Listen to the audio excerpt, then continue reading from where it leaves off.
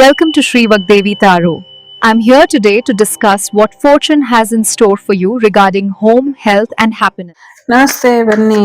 ರಾಯರ ವರ್ಧಂತಿ ಇದೆ. ಸೊ ರಾಘವೇಂದ್ರರ ಆಶೀರ್ವಾದ ಇದೆ. ಏನ್ ಹೇಳ್ತಾರೆ ನೋಡೋಣ. ಸೊ ಗ್ರೋತ್ ಕಡೆ ಹೆಚ್ಚಿನ ಗಮನನ ಕೊಡಿ. ಜೀವನದಲ್ಲಿ ಬೆಳೆಯೋದ್ರ ಕಡೆ ಹೆಚ್ಚಿನ ಗಮನನ ಕೊಡಿ. ನಂಬಿಕೆ ಭರವಸೆ ಇರಲಿ. ನೋವು ಬಗ್ಗೆ ಹೆಚ್ಚಿನ ಮಾತಾಡಬೇಡಿ. ನಿಮ್ಮ ನೋವು ನಿಮ್ಮ ದುಃಖ ಎಲ್ಲ ನಂಗೆ ಗೊತ್ತಿದೆ, ಯಾಕೆ ಅಷ್ಟೊಂದು ತಲೆ ಕೆಡ್ಸ್ಕೊಳ್ತೀರಾ, ಎಲ್ಲವೂ ಕೂಡ ಧೈರ್ಯವಾಗಿ ಎದುರಿಸಿ ಅಂತ ಹೇಳ್ತಿದ್ದಾರೆ. ಸೊ ನೀವು ಒಂಟಿ ಎಲ್ಲ, ಯಾವಾಗ್ಲೂ ನಾನು ನಿಮ್ ಜೊತೆ ಇದೀನಿ ಅನ್ನುವಂಥ ಭರವಸೆನ ಕೊಡ್ತಾ ಇದ್ದಾರೆ. ಜೊತೆಗೆ ಬ್ಯಾಲೆನ್ಸ್ ಮಾಡ್ಕೊಂಡು ಹೋಗಿ ಲೈಫನ್ನ ಅಂತ ಕೂಡ ಹೇಳ್ತಿದ್ದಾರೆ. ಸೊ ಲೈಫನ್ನ ಬ್ಯಾಲೆನ್ಸ್ ಮಾಡಿದ್ರೆ ಬೆಟರ್ ಇದೆ. ಸೊ ಬ್ಯಾಲೆನ್ಸ್ ಮಾಡ್ಕೊಳ್ಳಿ ಲೈಫನ್ನ, ಇದರಿಂದ ಇನ್ನ ಹೆಚ್ಚಿನ ಒಂದಷ್ಟು ಅನುಕೂಲಗಳು ಆಗತ್ತೆ ಅನ್ನುವಂಥದ್ದು ಇದೆ. ಸೊ ದಯವಿಟ್ಟು ಬ್ಯಾಲೆನ್ಸ್ ಮಾಡ್ಕೊಳ್ಳಿ. ಫೈನಾನ್ಷಿಯಲ್ ವಿಚಾರ ಕೂಡ ಬ್ಯಾಲೆನ್ಸ್ ಮಾಡ್ಕೊಳ್ಳಿ ಅನ್ನುವಂಥದ್ದು ಇದೆ. ಆರ್ಥಿಕ ಪರಿಸ್ಥಿತಿನ ಸರಿಯಾದ ರೀತಿಯಲ್ಲಿ ನಿಭಾಯಿಸ್ಕೊಂಡು ಹೋಗಿ ಅನ್ನುವಂಥದ್ದು, ಆರ್ಥಿಕ ಪರಿಸ್ಥಿತಿ ಉತ್ತಮ ಆಗೋ ರೀತಿಲಿ ನೋಡ್ಕೊಳ್ಳಿ ಅನ್ನುವಂಥದ್ದು ಕೂಡ ಇದೆ. ಸೊ ಫೈನಾನ್ಷಿಯಲಿ ಇಷ್ಟೊಂದು ಹೆಚ್ಚಿಗೆ ತೊಂದರೆ ಮಾಡ್ಕೊಳ್ಳೋದಕ್ಕೆ ಹೋಗಬೇಡಿ ಅನ್ನುವಂಥದ್ದು ಇದೆ.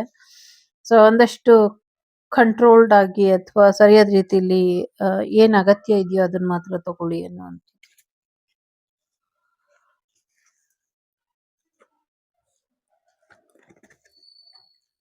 ಜೀವನಾನೇ ಒಂದು ಶಾಲೆ ಇದ್ದಂಗೆ ಕಲಿತಾ ಇರಿ. ಪ್ರಪಂಚಕ್ಕೆ ಒಳ್ಳೇದಾಗ್ಲಿ ಅಂತ ಬಯಸ್ತಾ ಇರಿ. ದಿನಾಗ್ಲೂ ಬ್ರೀತಿಂಗ್ ಎಕ್ಸಸೈಸ್ ಅನ್ನ ಮಾಡಿ, ಇದರಿಂದ ಹೆಚ್ಚಿನ ಅನುಕೂಲ ಆಗತ್ತೆ ಅನ್ನುವಂಥದ್ದು ಕೂಡ ಇದೆ. ಜೊತೆಗೆ ಶಿವಶಕ್ತಿ ಆರಾಧನೆ ಮಾಡಿ, ದತ್ತಾತ್ರೇಯರ ಆರಾಧನೆ ಮಾಡಿ, ಗುರುಗಳ ಆರಾಧನೆ ಮಾಡ್ತಾನೆ ಇರ್ತೀರ, ಇದನ್ನು ಮಾಡ್ಕೊಳ್ಳಿ. ಇದರಿಂದ ಹೆಚ್ಚಿನ ಅನುಕೂಲ ಆಗತ್ತೆ ಅನ್ನುವಂಥದ್ದು ಇದೆ. ನಿಮ್ಮ ಫೆಮಿನೈನ್ ಅಂಡ್ ಮಸ್ಕ್ಯುಲಿನ್ ಎನರ್ಜಿನ ಬ್ಯಾಲೆನ್ಸ್ ಮಾಡ್ಕೊಳ್ಳಿ ಅನ್ನುವಂಥದ್ದು ಇದೆ. ಸೊ ಎಲ್ಲೋ ಒಂದ್ ಕಡೆ ಕುಂಡಲಿನಿ ಶಕ್ತಿ ಜಾಗೃತ ಆಗ್ತಾ ಇದೆ. ಕೆಲವ್ರಿಗೆ ಆಲ್ರೆಡಿ ಆಗಿದೆ, ಕೆಲವ್ರಿಗೆ ಆಗ್ತಾ ಇರೋರಿಗೆ ಹೇಗೆ ಅಂತ ಅರ್ಥ ಆಗ್ತಾ ಇಲ್ಲ, ಅಥವಾ ಪೂರ್ತಿ ಆಗಿರೋರಿಗೆ ಹೇಗೆ ಅದನ್ನ ಮ್ಯಾನೇಜ್ ಮಾಡ್ಬೇಕು ಅಂತ ಗೊತ್ತಿಲ್ಲ. ಸೊ ಮುಂದಿನ ದಿನಗಳಲ್ಲಿ ಇದೆಲ್ಲವೂ ಕೂಡ ನಿಮ್ಮ ಅನುಭವಕ್ಕೆ ಬರುತ್ತೆ ಅನ್ನುವಂಥದ್ದು ಇದೆ. ಒಂದಷ್ಟು ಸಮಸ್ಯೆಗಳು ಬರೋದ್ರಲ್ಲಿ ಇದೆ, ಸಮಸ್ಯೆ ಇಲ್ಲ ಅಂತ ಇಲ್ಲ. ಸಮಸ್ಯೆಗಳನ್ನ ಸರಿಯಾದ ರೀತಿಯಲ್ಲಿ ನೀವು ನಿರ್ವಹಣೆ ಮಾಡ್ಕೊಂಡು ಹೋಗಿ. ಫೈನಾನ್ಷಿಯಲ್ ವಿಚಾರದಲ್ಲಿ ಅಥವಾ ಜಾಬ್ ರಿಲೇಟೆಡ್ ಏನಾದ್ರು ಸಮಸ್ಯೆ ಇದ್ರೆ ಸದ್ಯಕ್ಕೆ ಬ್ಯಾಲೆನ್ಸ್ ಮಾಡ್ಕೊಂಡು ಹೋಗಿ ಒಂದ್ ಸ್ವಲ್ಪ ದಿನ, ಆಮೇಲೆ ಮತ್ತೆ ಅದು ಸರಿ ಹೋಗುತ್ತೆ ಅನ್ನುವಂಥದ್ದು ಕೂಡ ಇದೆ. ಶ್ರದ್ಧಾ ಭಕ್ತಿ ತಾಳ್ಮೆ ನಂಬಿಕೆ ಇರಬೇಕು, ಅದನ್ನ ಉಳಿಸ್ಕೊಳ್ಳಿ ಅನ್ನುವಂಥದ್ದು ಇದೆ.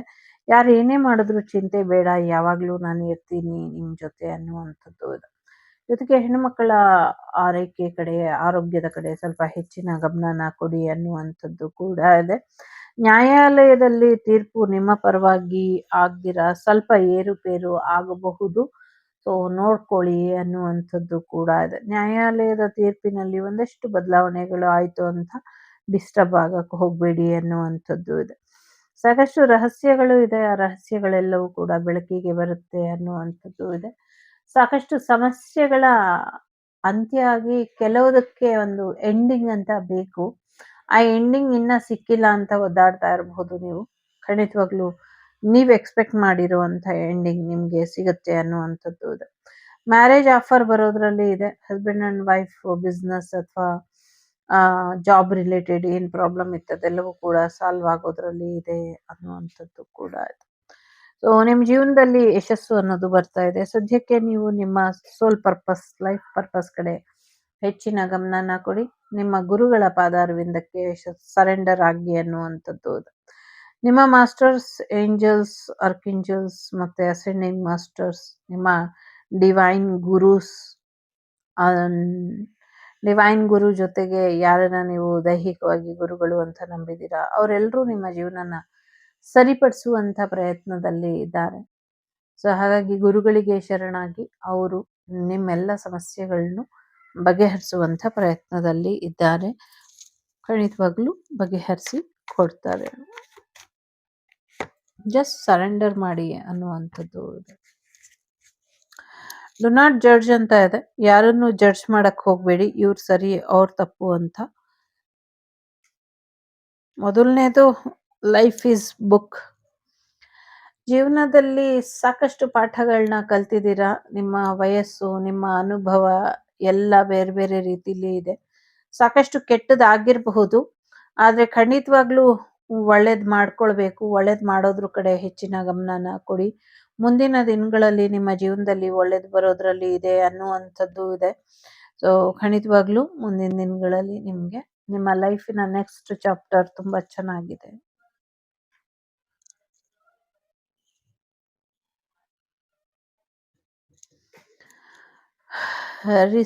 ರಿಪಿಟೇಷನ್ ಇನ್ ಲೈಫ್, ಪದೇ ಪದೇ ಅದೇ ತಪ್ಪಾಗ್ತಾ ಇದೆ ಅಂದ್ರೆ ಎಲ್ಲೋ ನೀವು ಕಲಿಬೇಕಾಗಿರುವಂತ ಪಾಠಗಳನ್ನ ಕಲಿತಾ ಇಲ್ಲ, ತಿದ್ಕೊಳ್ಬೇಕಾಗಿರುವಂತ ಸ್ಥಳಗಳಲ್ಲಿ ತಿದ್ಕೊಳ್ತಾ ಇಲ್ಲ. ಯಾರು ನಂಬಾರ್ದೋ ಅವ್ರನ್ನೇ ನಂಬಿ ನಂಬಿ ಮೋಸ ಹೋಗ್ತಾ ಇರಬಹುದು.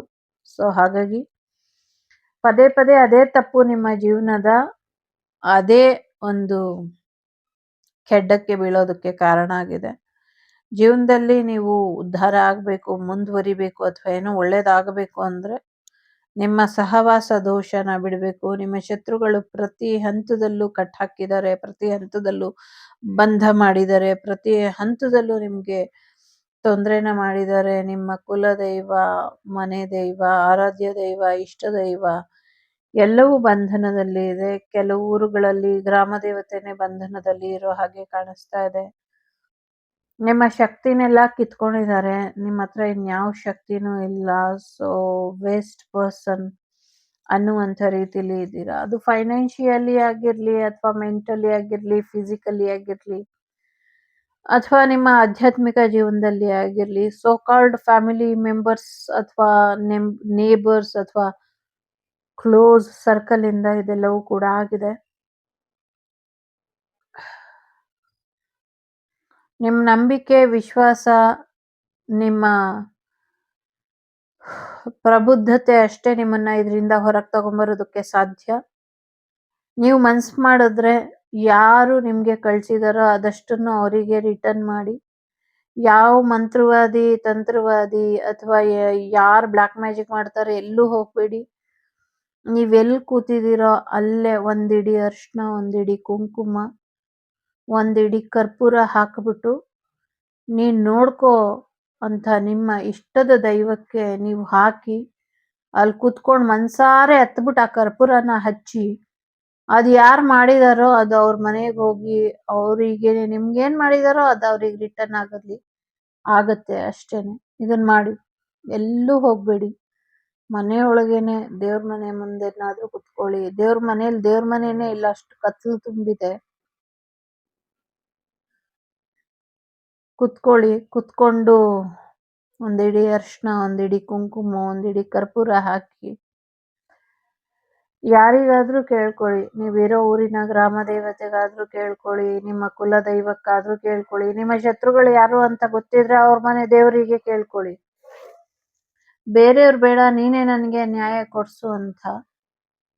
ಸೊ ಅದು ಪೂರ್ತಿ ಕರ್ಪೂರ ಉರಿದ ಮೇಲೆ ಆ ಅರ್ಶಿನ ಕುಂಕುಮನೆಲ್ಲ ಹಾಲಲ್ಲಿ ಅಥವಾ ನೀರಲ್ಲಿ ಮಿಕ್ಸ್ ಮಾಡಿ ಯಾವ್ದಾದ್ರು ಒಂದು ಗಿಡದ ಬುಡಕ್ಕೆ ಹಾಕ್ಬಿಟ್ಟು ನೆಮ್ಮದಿಯಾಗಿ ಮಲಗಿ.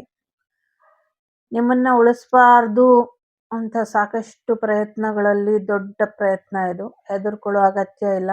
ಈಗಾಗಲೇ ನನಗೆ ಈ ವಿಚಾರ ಬಂದಿದೆ ಅಂದ್ರೆ ನನ್ನ ಕೈಲಾಗಿದ್ದ ಸಹಾಯ ಅಂತ ಹೇಳಲ್ಲ, ಸೇವೆ ಮಾಡ್ಲಿಕ್ಕೆ ನಾನು ರೆಡಿ ಇದನ್ನ ಮಾಡ್ತೀನಿ.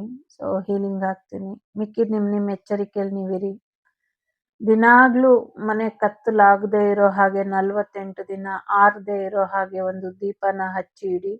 48 ದಿನ ದೀಪ ಉರಿಲಿ. ಯಾರು 2ನೇದು ಆಯ್ಕೆ ಮಾಡಿದೀರಾ ಅವ್ರು ಮಾತ್ರ ಮಾಡಬಹುದು, ಅಥವಾ 3 ಆಯ್ಕೆ ಮಾಡಿರೋರನ್ನ ಮಾಡಬಹುದು, ಅಥವಾ ಎಲ್ರೂ ಮಾಡಬಹುದು.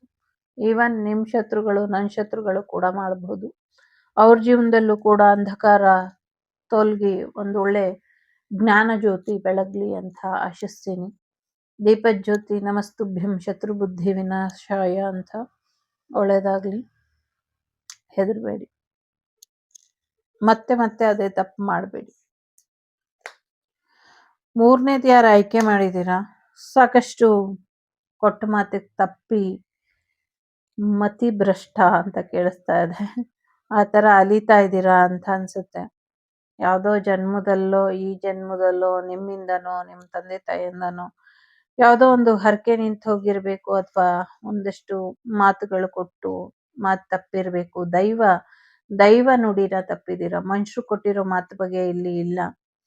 ದೇವರಿಗೆ ಕೊಟ್ಟಿರುವಂತ ಮಾತನ್ನ ತಪ್ಪಿದ್ದೀರಾ. ಅದೇನು ಅಂತ ತಿಳ್ಕೊಂಡು ಹಿರಿಯರ ಹತ್ರ ಮಾಹಿತಿನ ಪಡ್ಕೊಂಡು ಅಥವಾ ನೀವು ನಿಮ್ಮ ಫ್ಯಾಮಿಲಿ ಮೆಂಬರ್ ಯಾರಾದ್ರೂ ಮಾಡಿದ್ರೆ ಅದನ್ನ ಸರಿಪಡಿಸ್ಕೊಂಡು ಆ ಮಾತನ್ನ ಅಥವಾ ಆ ಹರಕೆನ ತೀರ್ಸ್ಕೊಂಬನ್ನಿ, ಒಳ್ಳೇದಾಗತ್ತೆ. ನಂಬಿಕೆ ಭರವಸೆ ಅನ್ನೋದು ಇರ್ಲಿ. ಜೊತೆಗೆ ನೀವು ಯಾರಿಗಾದ್ರೂ ಮಾತು ಕೊಟ್ಟಿದ್ರೆ ಆ ಮಾತನ್ನ ಉಳಿಸ್ಕೊಳ್ಳಿ. ಇದಿಷ್ಟು ನಿಮ್ಗೆ ಬಂದಂತ ಮಾಹಿತಿ. ಒಳ್ಳೇದಾಗ್ಲಿ. ಪೂಜ್ಯಾಯ ರಾಘವೇಂದ್ರಾಯ ಸತ್ಯಧರ್ಮವೃತಾಯ ಚ ಭಜತಾಂ ಕಲ್ಪವೃಕ್ಷಾಯ ನಮತಾಂ ಕಾಮಧೇನವೇ ನಮಃ. ಓಂ ಸಾಯಿರಾಮ್. ಗುರು ದತ್ತಾತ್ರೇಯರ ಪಾದಾರವಿಂದಕ್ಕೂ ನಮನಾನ ತಿಳಿಸ್ತಾ ಶ್ರೀಕೃಷ್ಣನಿಗೆ ಶರಣಾಗತಿನ ಹೇಳ್ತಾ ಸಿಗೋಣ ಮುಂದಿನ ವಿಡಿಯೋಲಿ. ನಮಸ್ತೆ. ಲೋಕ ಸಮಸ್ತ ಸುಖಿನೋ ಭವಂತು, ಸಮಸ್ತ ಸನ್ಮಂಗಳಾನಿ ಭವಂತು, ಧರ್ಮೋ ರಕ್ಷತೆ ರಕ್ಷಿತಃ. ಎಲ್ಲರಿಗೂ ಒಳ್ಳೆಯದಾಗಲಿ. ಧರ್ಮದ ಹಾದಿಲಿ, ಸತ್ಯದ ಹಾದಿಲಿ ನಡೀರಿ. ಮಿಕ್ಕಿದೆಲ್ಲ ಭಗವಂತ ನೋಡ್ಕೊಳ್ತಾನೆ. Take care. The Shrivak Devi Tarot channel is so glad to see you again. Thank you for watching our tarot card readings today.